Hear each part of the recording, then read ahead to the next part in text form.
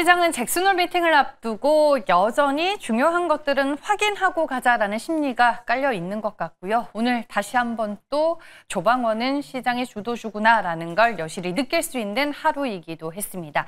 지금 시장에서 어떤 재료를 의미 있게 봐야 할지 테마와 종목으로 압축해 보겠습니다. 매일경제TV 김민성 주머니 매니저와 함께합니다. 안녕하세요. 네, 안녕하십니까. 네.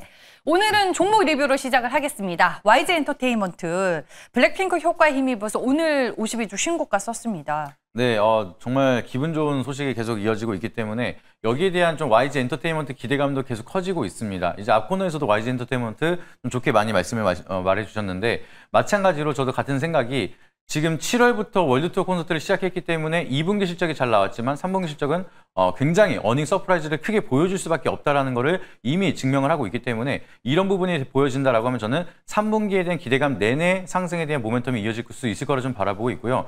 그리고 지금 또 YG엔터테인먼트에서 전략을 굉장히 잘 짠 게 9월에는 트레저에 대한 9월 앨범이 나옵니다. 그리고 10월에는 베이비몬스터에 대한 앨범 나오고 11월에는 블랙핑크 앨범이 나온다고 합니다. 그래서 이 전략적으로 재료를 계속해서 만들어줬기 때문에 4분기까지도 기대감이 커진다라고 하면은 YG엔터테인먼트는 추가적인 상승이 계속 이어질 수 있을 거라 좀 바라보고 있고요. 오늘 하락을 보여주고 있는 YG플러스도 오히려 기회가 좀 만들어지고 있다라 판단이 되고 있다 보니까 타점 나오면 또 방송에 설명드리도록 하겠습니다. 보이그룹도 좋아하시나 봐요.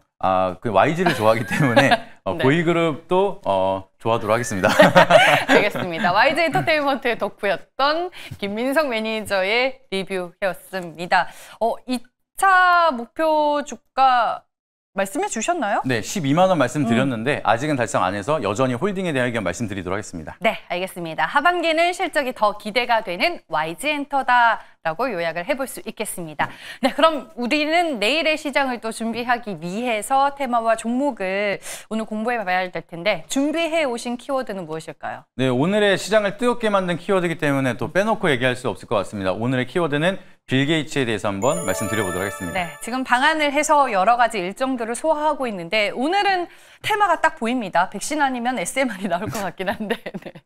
첫 번째 테마 바로 열어보겠습니다. 네, 빌 게이츠 하면 바로 떠오르는 그거기 때문에 바이오 네. 말씀드려보도록 하겠습니다. 네, 오늘 이제 여러 기사들이 쏟아지고 있는데 SK바이오사이언스도 빌 게이츠와 미팅을 한다 이런 기사도 있고 어떤 이슈를 의미 있게 봐야 될까요? 네, 일단은 빌 게이츠가 온다는 얘기가 만들어지기 시작을 하면서 가장 먼저 얘기가 나온 게 결과적으로는 백신입니다. 그래서 빌 게이츠 재단에서 지속적으로 백신에 대한 보급망을 넓히고 있는 지원 정책을 하고 있기 때문에 여기에 대한 모멘텀에 방안을 한다라는 기대감으로 이제 계속해서 언론 보도가 나오고 있는 상황이고요. 심지어 여기에 대한 얘기를 통해서 유퀴즈까지 방문한다라고 합니다. 그러면은 많은 투자자분들이 백신에 대한 기대감이 다시 한번 시장에 부각이 될 수가 있다 보니까 여기에 대한 노이즈 그리고 이슈들 한번 체크해 보시면 좋을 것 같고요. 그리고 일본 같은 경우에도 마찬가지로 빌 게이츠 면담을 통해서 백신 보급에 5년 동안 7,600억을 지원받기로 했다고 합니다. 그래서 마찬가지로 이번 방안을 통해서 여러 가지 협력이 논의가 되겠지만 여전히 백신에 대한 공급 지원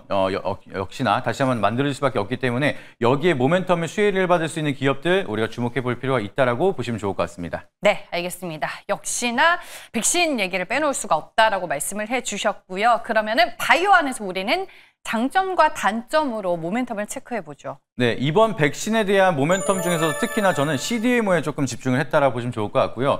이 빌 게이츠 재단이 다시 한번 지원을 한다라고 하면은 결과적으로는 백신 개발이라든지 임상에 대한 효과가 좀 더 빠르게 진행이 될 수가 있습니다. 그러면 이러한 모멘텀이 결국에는 바이오에 대한 기대감이 형성이 되기 시작을 하면서 그동안 이번에 사이클을 좀 많이 못 만들었던 바이오가 다시 한번 상승에 대한 룸을 가져갈 수가 있다는 점이 가장 커다란 장점이라고 보시면 좋을 것 같고요. 두 번째로는 이제 대규모 공급에 대한 지원이 이제 들어갈 수밖에 없기 때문에 여기에 대해서 생산 파트너가 필요할 수밖에 없습니다. 그러면은 우리가 잘 알고 있는 삼성 바이오로직스라든지 SK 바이오사이언스라든지 이런 기업들에 대한 모멘텀이 다시 한번 부각이 될 수가 있고 여기에 하부 벤더 밸류체인 기업들도 기대감이 같이 가져갈 수가 있다 보니까 대규모 보급에 대한 모멘텀을 따라서 상승할 수 있는 종목들이 굉장히 많다는 점이 커다란 장점이다. 이렇게 보시면 좋을 것 같습니다. 네, 알겠습니다.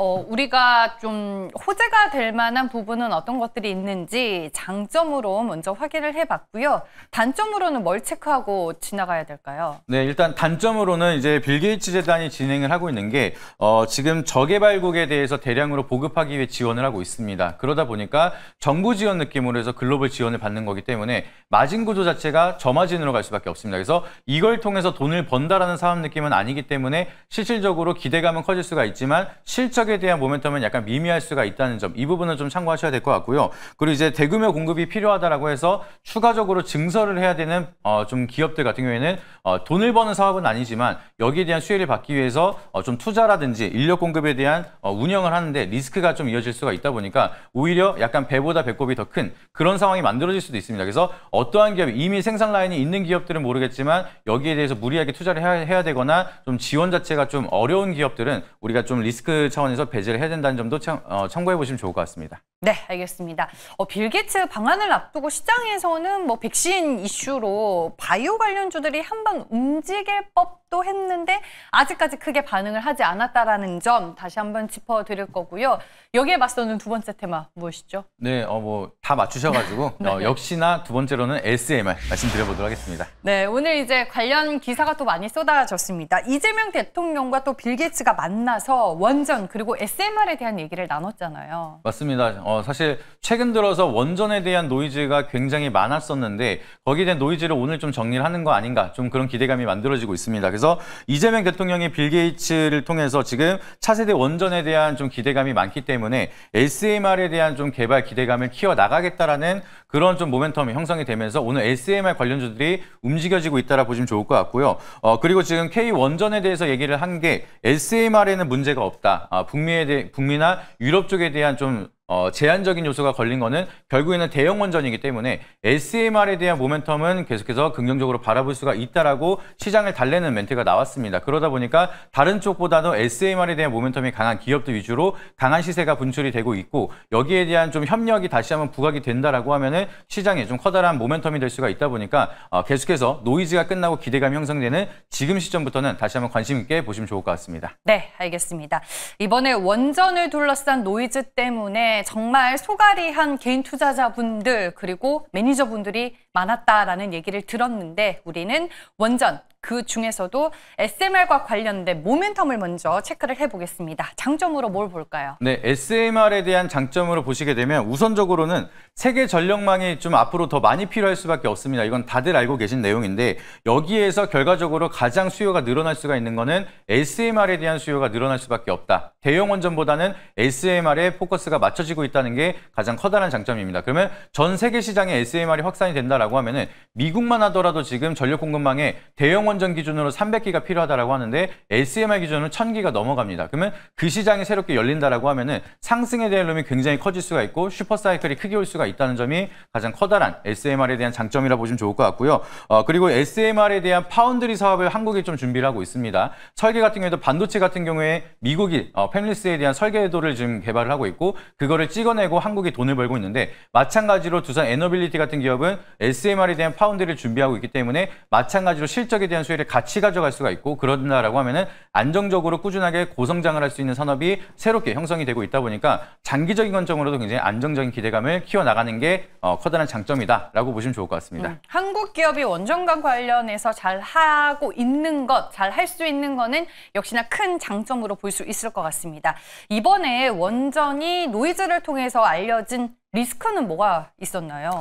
아무래도 지금 결과적으로는 웨스팅하우스도 그렇고 이 기술에 대한 주도권을 가지고 있는 게 미국이기 때문에 이제 한수원이나 한국전력 같은 경우에는 SMR에 대한 상용화를 좀 준비를 하고 있긴 하지만 결과적으로 이 주도권을 가져가는 건 미국이라는 걸 한 번 더 느끼게 된 것 같습니다. 그래서 여기에 대해서 파트너십을 통한 기업들이 좀 상승을 많이 이어갈 수가 있을 것 같고 여기에 대해서 좀 설계도를 준비하고 있는 기업들은 아직 전 세계적으로 SMR에 대한 상용화는 아직 시작이 안 됐기 때문에 이거를 주도할 수 있는 글로벌 국가에 대한 패권은 미국한테 있다. 이 부분이 약간 아쉬운 것 같습니다. 그래서 종목에 대한 선별이 굉장히 중요하고 우리는 파트너십을 통해서 수혜를 받을 수 있는 기업의 선정이 중요하다. 이 부분을 체크해 보시면 좋을 것 같고요. 그리고 이제 계속해서 SMR에 대한 수요가 늘어난다라고 하면은 반도체도 마찬가지지만 생산은 한국이 해야 되기 때문에 여기에 대한 투자는 결국 한국이 해야 됩니다. 그래서 비용 지출은 한국이 가져가는 거기 때문에 때문에 실적에 대한 수혜는 미국이 조금 더 빠르게 움직여지고 그 다음에 파운드리 사업을 하는 한국한테 연계적으로 수익이 만들어질 수가 있다 보니까 수익성이 약간은 더디게 만들어질 수가 있다는 점이 지금으로서에 대한 단점이다라고 보시면 좋을 것 같습니다. 네, 비록 미국 측에 로열티를 지급해야 하는 구조이기는 하지만 설계부터 시공까지 EPC 쪽에서 그래도 좀 강점을 가지고 있는 국내 대표적인 기업들이 많다라는 점은 다시 한번 강조를 해드리고 싶습니다. 이렇게 해서 오늘 빌 게이츠라는 키워드로 두 가지의 테마 알아봤습니다. 바이오 그리고 SMR이었는데 김민성 매니저의 선택은 무엇일까요?